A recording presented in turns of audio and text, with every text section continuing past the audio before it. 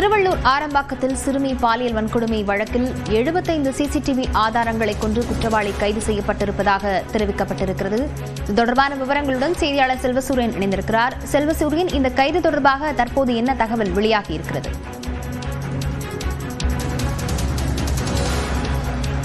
திருவள்ளூர் ஆரப்பாக்கத்தில் கடந்த 12ஆம் தேதி சிறுமி ஒருவர் பாலியல் வன்கொடுமைக்கு உள்ளாக்கப்பட்டார். அந்த விவகாரத்தில் கிட்டத்தட்ட 20 தனிப்படை காவல்துறையினர் விசாரணையை மேற்கொண்டு 13 நாட்கள் தேடுதல் வேட்டைக்கு பின்னராக அந்த குற்றவாளியை கைது செய்திருக்கிறார்கள். கைது செய்யப்பட்ட குற்றவாளி தற்போது நாம் இருக்கக்கூடிய இந்த கவரப்பேட்டை காவல் நிலையத்தில் தான் வைக்கப்பட்டிருக்கிறார். நேற்று மாலை 4 மணி அளவில் அவர் கைது செய்யப்பட்டிருக்கக்கூடிய நிலையில் 15 மணி நேரத்திற்கு மேலாக அவரிடம் விசாரணை என்பது தொடர்ச்சியாக சென்று கொண்டிருக்கிறது. விசாரணையில் பல்வேறு தகவல் என்பது கிடைக்கப்பட்டிருக்கிறது. குறிப்பாக அவர் தனது அடையாளத்தை மாற்றி மாற்றி சொல்வதாக கூட தகவல் என்பது கிடைக்கிறது.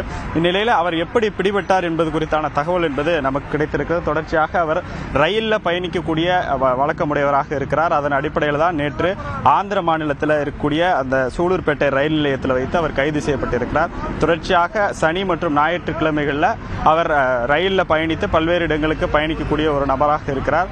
அங்கே ஆந்திர மாநிலத்திலேயே ஒரு தாபாவில் அவர் பணியாற்றி வருகிறார். தாபாவின் பணி நேரம் முடிந்த பின்னராக இந்த மின்சார ரயிலை பிடித்து பல்வேறு இடங்களுக்கு பயணிப்பதும், அதே போல விடுமுறை தினமான சனி மற்றும் ஞாயிற்றுக்கிழமைகளில் பல்வேறு இடங்களுக்கு பயணிக்கக்கூடிய வழக்கமுடையவராக இருக்கிறார். அதன் அடிப்படையில் அவர் அந்த ரயில் நிலையத்தில் வைத்து கைது செய்வதற்கான அந்த ஏற்பாடுகள் என்பது செய்யப்பட்டதாகும். அதன் அடிப்படையில் காவல்துறையினர் மற்றும் தனிப்படையினர் இணைந்து இந்த தேடுதல் வேட்டையில் ஈடுபட்டார்கள். குறிப்பாக அந்த ரயில் நிலையத்தை மையமாக வைத்து அந்த தேடுதல் வேட்டை என்பது இருந்திருக்கிறது. அதன் அடிப்படையில் குற்றம் நடந்த சம்பவ இடத்திலிருந்து தொடர்ச்சியாக 75 சிசிடிவி கேமராக்கள் இருக்கக்கூடிய அந்த காட்சிகளை கைப்பற்றிய காவல்துறையினர் அதன் அடிப்படையில் இந்த குற்றவாளியை தொடர்ச்சியாக கண்காணித்து அவரை கைது செய்திருக்கிறார்கள். அதன் அடிப்படையில் தான் ஏற்கனவே அந்த வெளியிடப்பட்ட அந்த ரயிலில் பயணிக்கக்கூடிய அந்த காட்சி என்பது கூட நமக்கு கிடைத்தது. இந்நிலையில் பார்த்தோம்னால் அந்த 75 சிசிடிவி கேமரா காட்சிகளையும் ஆய்வு செய்ததன் அடிப்படையில் அவர் தொடர்ச்சியாக இந்த ரயிலில் பயணிப்பது தெரிய வந்ததன் அடிப்படையில் தான் இந்த ரயில் நிலையத்தில் வைத்து நேற்று கைது சம்பவம் என்பது நடைபெற்றிருக்கிறது. தற்போது 15 மணி நேரத்திற்கு மேலாக அவரிடம் விசாரணை சென்று கொண்டிருக்கக்கூடிய நிலையில் இன்னும் சற்று சில மணி நேரத்தில் அவர் மருத்துவ பரிசோதனைக்கு உட்படுத்தப்பட்டு நீதிமன்ற காவலில் அடைக்கப்படுவதற்காக மாவட்ட நீதிபதி முன்பு ஆஜர்படுத்தப்பட இருக்கிறார். லாவண்யா. செல்வசூரியன், அவர் ஏற்கனவே குற்றத்தை ஒப்புக்கொண்டிருப்பதாக தகவல்கள் வெளியான நிலையில் தற்போது தன்னுடைய அடையாளத்தை அவர் மாற்றி மாற்றி கூறுவதற்கான காரணம் என்னவாக சொல்லப்படுகிறது? விவரங்களை பதிவு செய்யலாம்.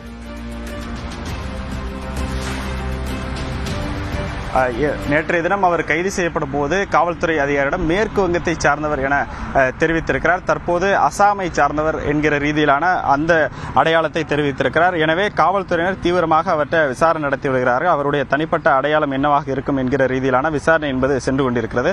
நம்ம ஏற்கனவே பார்த்தோம், அந்த 3 பிரிவுகளின் கீழ் அவர் மீது வழக்கு பதிவு செய்யப்பட்டிருக்கிறது. அந்த வழக்குகளுக்கு ஏற்றார் போல் அந்த ஆதாரங்களை சேர்க்கக்கூடிய அதற்கான அந்த பேப்பர் ஒர்க்குகளை காவல்துறையினர் மேற்கொண்டு வருகிறார்கள். குறிப்பாக இவர் வேறு ஏதேனும் குற்றத்தில் ஈடுபட்டிருக்கிறாரா என்கிற ரீதியிலான அந்த விசாரணை என்பது கூட சென்று கொண்டிருக்கிறது. ஏற்கனவே இவர் மீது போக்சோ வழக்கு என்பது பதியப்பட்டிருக்கக்கூடிய நிலையில் தற்போது குழந்தையை கடத்துதல் மற்றும் கடுமையான ஆயுதங்களை வைத்து தாக்குதல், மிரட்டுதல், உடலுக்கு தீங்கு விளைவித்தல் உள்ளிட்ட பல்வேறு வழக்குகள், அதாவது 3 பிரிவுகளின் கீழே அந்த வழக்கு என்பது பதியப்பட்டிருக்கிறது. அதற்கான செயல்முறைகளில் காவல்துறையினர் இறங்கியிருக்கிறார்கள். இன்னும் சற்று மணி நேரத்தில் அவர் நீதிமன்றத்தில் ஆஜர்படுத்தப்படுவதற்கான வாய்ப்பு தான் இருக்கிறது. செல்வசூரியன், போக்சோ உள்ளிட்ட 3 பிரிவுகளின் கீழ் வழக்கு பதியப்பட்டிருக்கக்கூடிய நிலையில நீதிபதி முன் ஆஜர்படுத்தப்படும் போது இவருக்கு என்னென்ன மாதிரியான தற்போதைக்கு என்னென்ன காவல்துறை தண்டனைகள் வழங்கப்படலாம் என எதிர்பார்க்கப்படுகிறது? முதல் கட்டமாக அவர் மாவட்ட நீதிபதி முன்பு ஆஜர்படுத்தப்படும் போது அவருக்கு 15 நாட்கள் நீதிமன்ற காவல் என்பது விதிக்கப்படும். 15 நாட்கள் நீதிமன்ற காவலில் காவல்துறையினர் அவருக்கு மனு ஒன்றை அளித்து இவரை, அதாவது அந்த குற்றவாளியாக கருதப்படும் அந்த வடமாநில இளைஞரை விசாரணைக்கு எடுப்பார்கள். விசாரணைக்கு எடுத்த பின்னர் அவர் மீண்டும் விசாரணைக்கு உட்படுத்தப்படுவார்.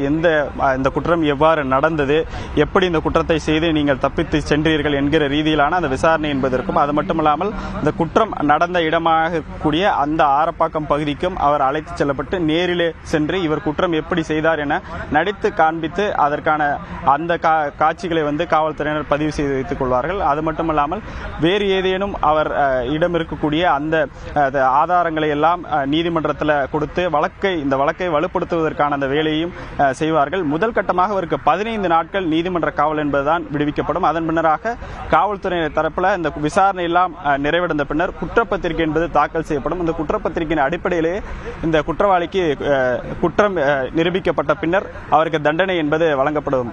லாவண்யா, விவரங்களுக்கு நன்றி செல்வசூரியன்.